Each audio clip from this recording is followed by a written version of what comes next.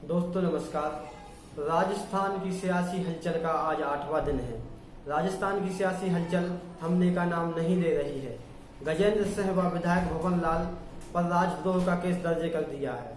सचिन पायलट जब से कांग्रेस से गए हैं तब से निरंतर राजस्थान की सियासी राजनीति को फेरबदल करने में बिल्कुल भी समय नहीं लग रहा है। मंत्रियों को बदला जा रहा है, उन पर केस हो रहे हैं, उनको जेल में भी डाला जा रहा है। क्या गहलोत सरकार यह सब नियमों के और कानूनी तरीके से कर रहे हैं?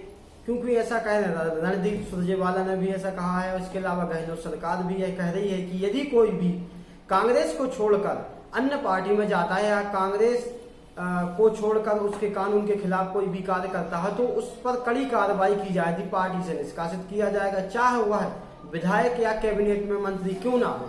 किसी को पार्टी के विमुख जाने पर उसको बर्दाश्त नहीं किया जाएगा। इसी कार्रवाई के अनुसार ही सचिन पायलट पर कार्रवाई की गई है। उनके सहयोगी या कहें तो उनके साथ जिन्होंने कहा कि हम सचिन पायलट के साथ हैं, उनके साथ बीजेपी में जाएंगे, क्योंकि अफवाहें तो यही है कि बीजेपी में शामिल होने के पास सचिन पायलट की ओर से ऐसा कोई बयान नहीं आया है कि हम बीजेपी में शामिल होते हैं। लेकिन सचिन पायलट का कहना है कि हम बीजेपी में शामिल नहीं होने वाले हैं, लेकिन यह बीजेपी वालों की या किसी की चाल है जो हमें फंसाया जा रहा है या फिर हमें बीजेपी पार्टी से जोड़ने की कोशिश की जा रही है।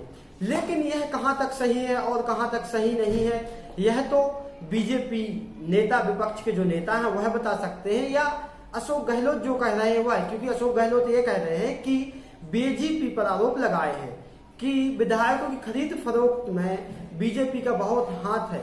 इसमें यदि जैसे कि कुछ आंकड़ों के अनुसार बताएं तो इसमें यदि 30 विधायक जाते हैं तो एक विधायक का जैसे 9 करोड़ के लगभग का कुछ बताया गया, तो इसमें 30 विधायकों का आंकड़ा जो होगा 270 करोड़ के लगभग होगा। इसमें काफी जो है सूत्रों के मुताबिक खबरें मिल रही हैं, लेकिन यह कहां तक सही है कहां तक सही नहीं है यह पूरा प्रमाण पर ही कंफर्म हो पाएगा। केवल अभी यह बयानबाजी ही चल रही है कि विधायकों की खरीद फरोख्त में बीजेपी का हाथ है, पर बीजेपी की ओर से स्पष्टीकरण आया है कि हमारी ओर से ऐसा कुछ भी नहीं। यदि कोई कांग्रेस को छोड़कर बीजेपी में अपनी स्वेच्छा से आना चाहता है तो हमारे बीजेपी के दरवाजे हमेशा के लिए खुले हुए हैं।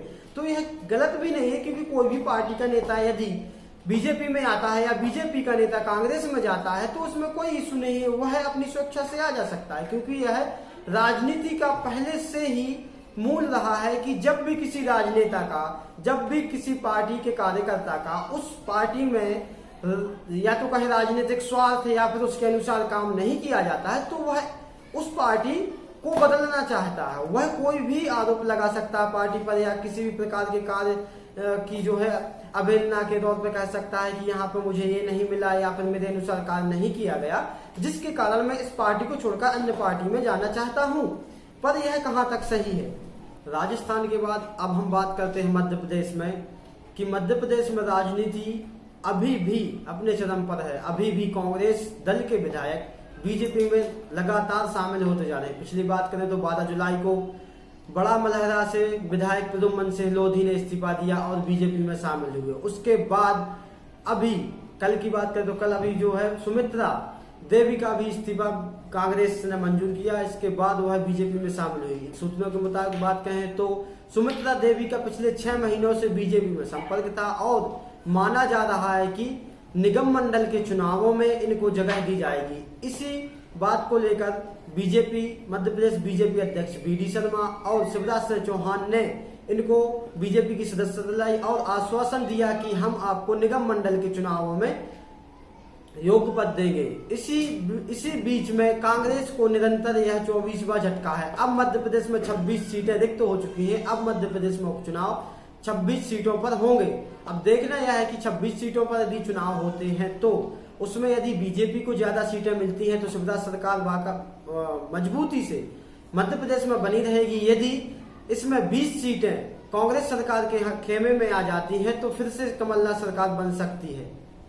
यह भारत की अजीबोगरीब स्थिति है कि देश कोरोना से जूझ रहा है एक तरफ और दूसरी तरफ भारत के अलग अलग राज्यों में राजनीति अपने चरम पर है।